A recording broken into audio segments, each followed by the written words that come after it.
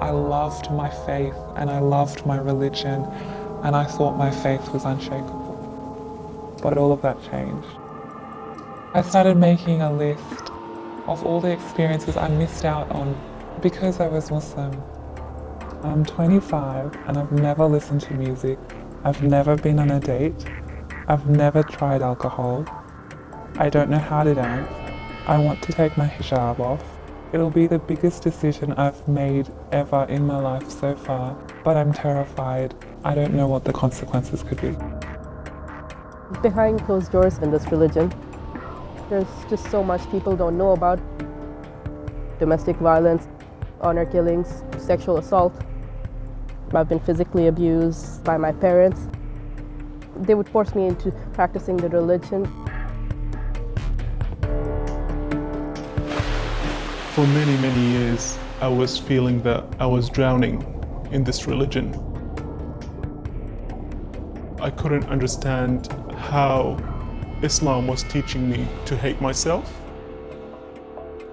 Finding this secret group of ex-Muslims saved my life, literally. The Secret Ex-Muslim Group is definitely a safe space for people who are still in the closet. Being here, speaking about this, it's a risk. People threaten us, people incite violence, people try to advocate for the killings of us. They want to be a vigilante and come and get us. It's happening in our backyard here in Australia. I live a 100% double life. I am pretending to pray, I'm pretending to fast, I talk like a Muslim, I act like a Muslim. But then when I go out, I'm not like that at all.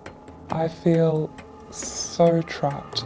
I'm terrified of someone finding out that I'm ex-Muslim. I feel like I'm carrying around a ticking time bomb.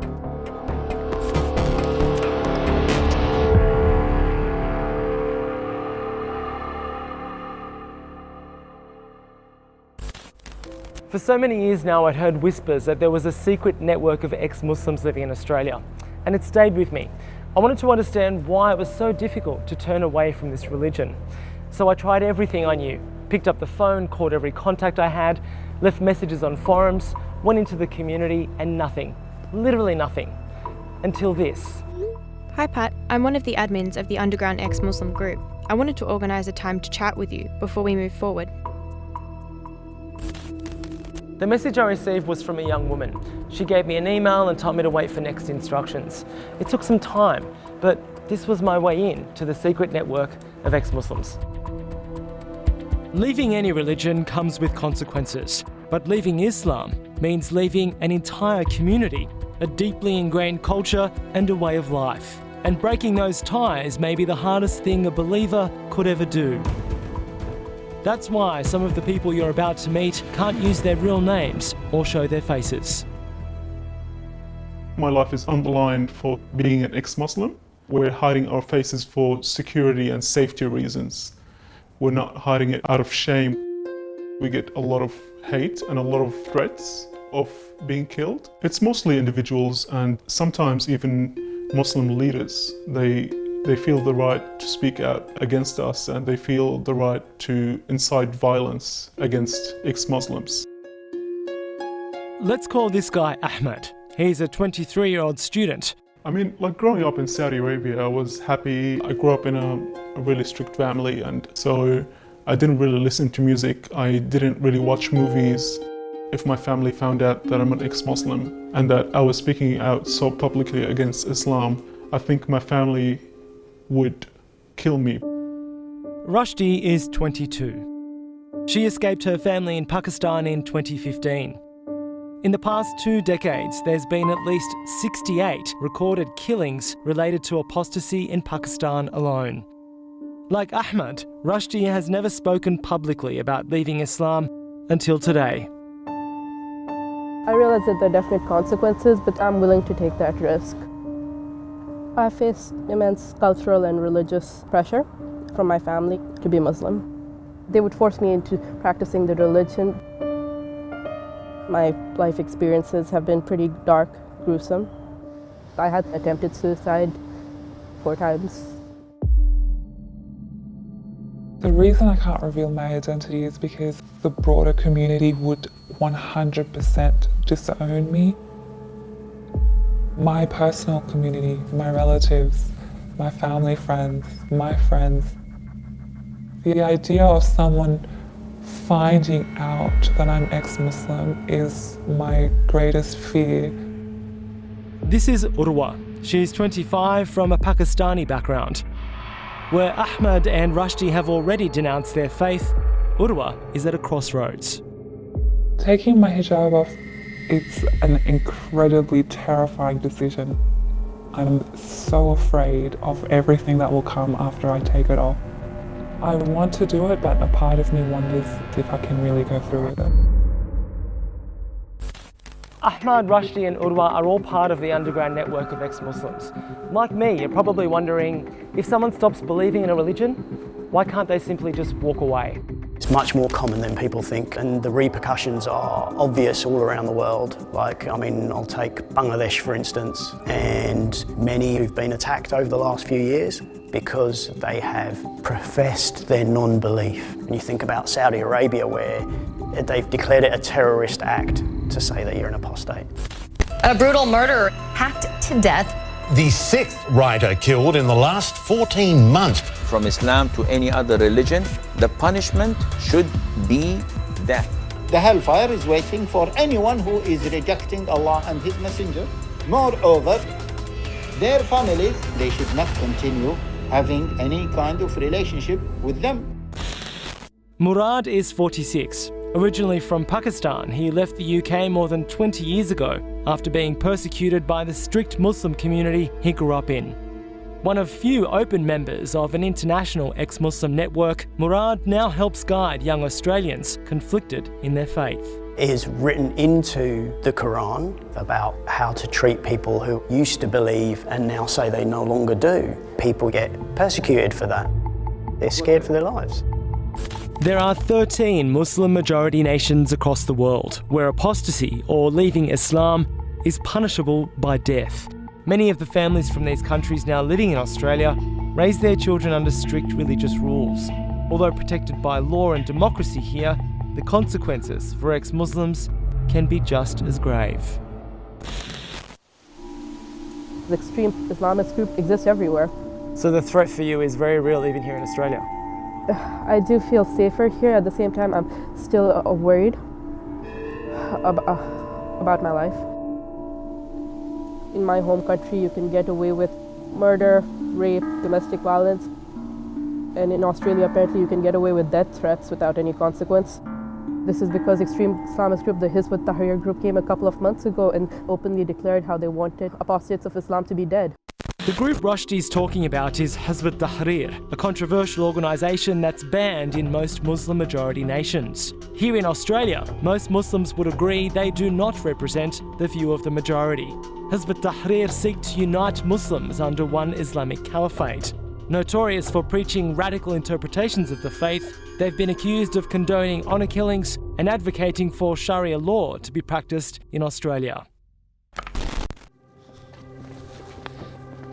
People think that the danger might be in Saudi Arabia, in Iran, where Sharia law is practiced, but threat and danger exists here in Australia on people who think they carry out justice for God.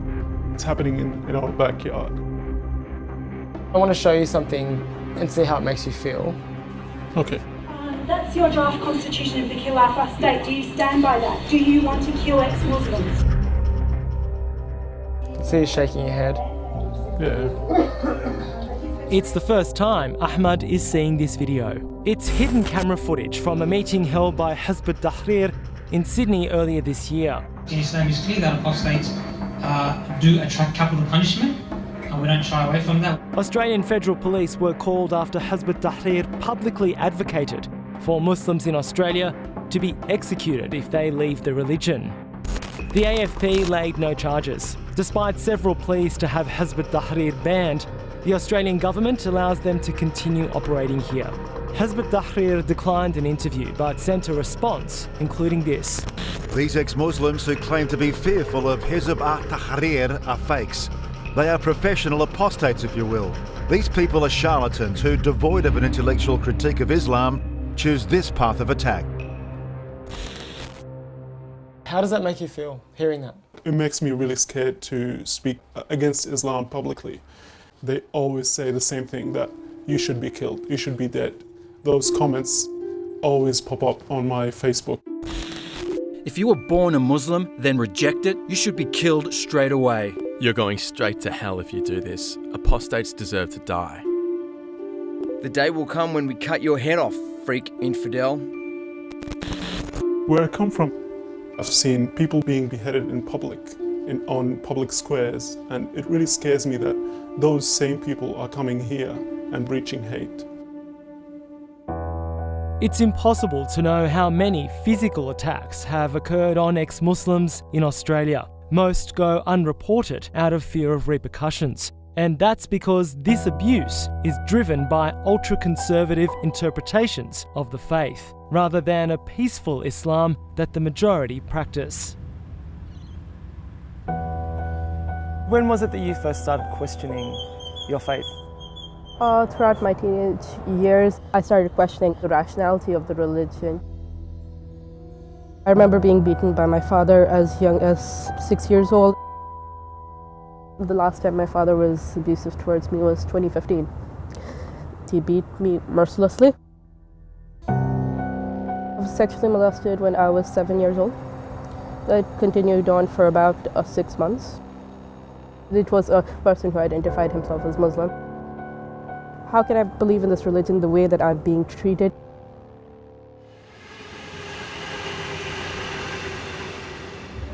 Islam condemns all sorts and all forms of abuse. So if someone is abusive, it's because of their character and their nature and who they are as a person. It's got nothing to do with Islam. I can understand how a young person who's trying to find themselves might mix those two things up and then have a bad taste in their mouth with regards to Islam because a Muslim person did that to them. Sheikh Haitham Farashi is an Australian imam and lawyer with thousands of followers. He's travelled to most Muslim-majority nations to work with other Islamic scholars. He also runs his own unique programs here for young Muslims struggling with their faith.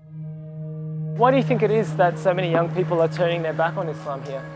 I think there's an epidemic going on of people not understanding their faith. Their parents, they're quite insular, they don't really understand Australia, they probably don't even understand the struggles their children are going through. So is what you're saying there that the experiences of some of these young people are because they've come from very conservative Muslim families? Definitely, I think it's coming from firstly a conservative Muslim family and secondly from a family that doesn't really understand Islam. And so whatever happened in their village and their town, they try and implement here in metropolitan Sydney in 2017, and it doesn't work. As a Muslim, we're all sinners, each of us sins in our own way. Some people smoke, some people do drugs, some people drink alcohol. There are Muslims who are feminists, there are gay Muslims. All sorts of Muslims, all types. Sheikh Haitham, are you aware that there is a secret group of ex-Muslims living all around Australia right now? I had no idea until you told me. You say that abuse is not something that Islam teaches. What I've read from the Quran, that is what it teaches. This is what happens when you rely on a book full of metaphors to define your whole life. That everybody will have a different meaning. Some will have quote-unquote a peaceful meaning, others will have quote-unquote a severe or violent meaning. When I came to Australia and could finally escape, I felt that I finally could go to a place to find help. That place was the clandestine Australian ex-Muslim network. Rushdie tells me she's been part of it now for almost 18 months. So how many members of the group are there? I don't think I'm allowed to disclose that information.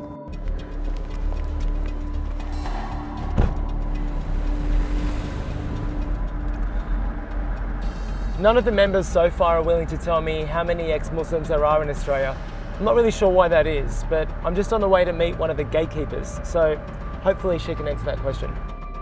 She's the woman who initially sent me that text message. Going by the alias of Awal, she's 24 and the online administrator of the secret network.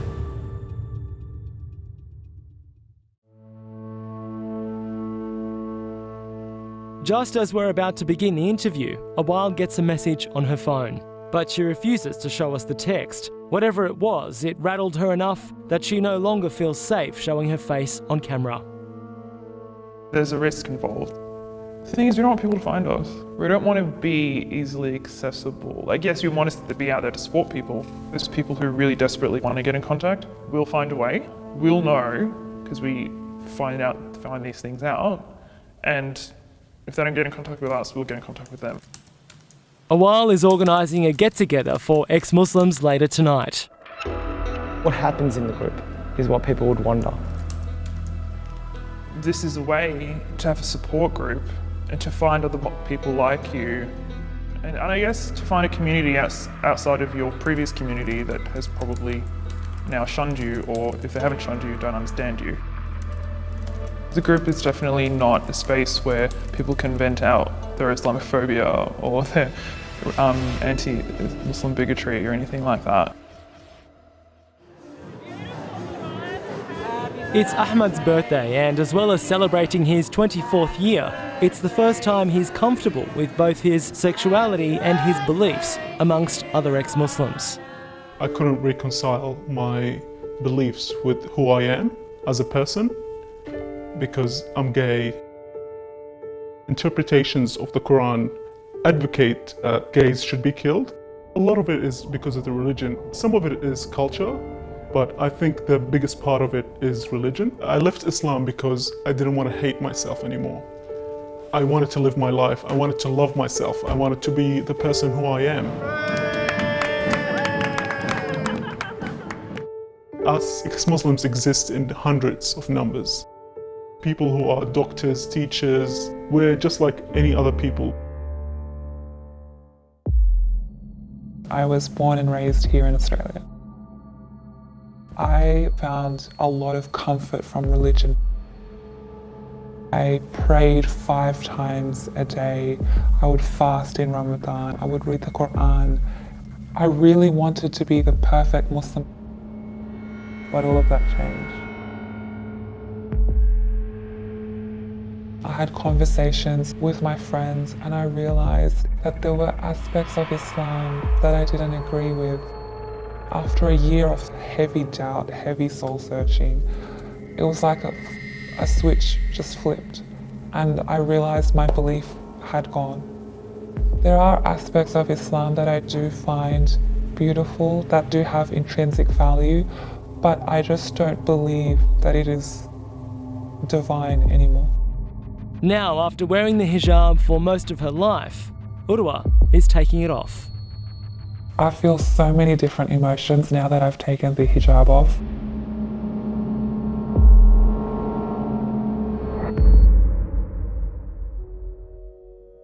I still live at home with my Muslim family. They think that I've taken off the hijab because I was sick of Islamophobia on the streets. I was sick of the judgment.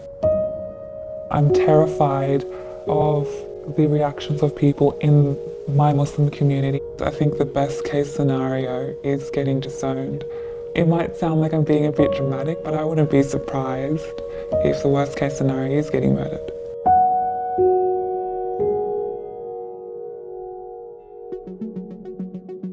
That is why the ex-Muslim group exists and why other groups exist, because people are supporting each other. There is a worldwide movement of ex-Muslims. For some people it's easier, for some people it's not so easy. Are existing everywhere, despite you trying to suppress our voices. We're not afraid. I think living in a country where I can say everything in public without people trying to kill me. Just because we're silent doesn't mean we don't exist, and people need to remember that. No human being should live in fear. Everyone has a right to peace, everyone has a right to safety, and everyone has a right to justice. And if that's not happening, then myself as a Muslim, I have to take some responsibility, even if it's just in my heart, even if it's just by making prayers, that these people's difficult situations are alleviated. This needs to be normalised. Leaving religion, leaving Islam is a thing that happens all the time. It happens in private and it needs to be out there, it needs to be spoken about. I've suffered severely and I don't want others to go through that.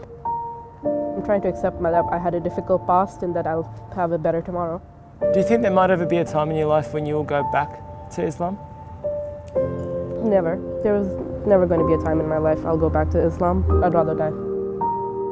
Rushdie's family practices an extreme interpretation of Islam, so perhaps it's no surprise that she's turned her back on the faith for good. But I can't help but wonder whether Ahmad, Urwa and other ex-Muslims might one day find their way back to an understanding of Allah that they feel at ease with. When Muslim people are having difficulties with their faith, are having difficulties with the lifestyle in Australia and reconciling that with their faith, they need to seek out someone who's educated in Islam but also understands Australia, also understands the Australian environment. I want to see things change for ex-Muslims. I want people to feel safe coming out. I would love to see the day that comes. We don't want to be disconnected from our community. We don't want to be disconnected from our family. We're here and we want equality, we want justice, we want love. I've experienced a tremendous amount of growth as a result of leaving Islam. I went on my first date this year in my entire life. I wore a t-shirt in public and I remember thinking, I've never felt the wind on my skin before. Dancing and music is new to me at 25. This is the first time in my life that I'm really thoroughly appreciating life. If my story can even help one person who's questioning or doubting their religion, then I feel like the risk that I've taken is worth it. I'm just so looking forward to the future.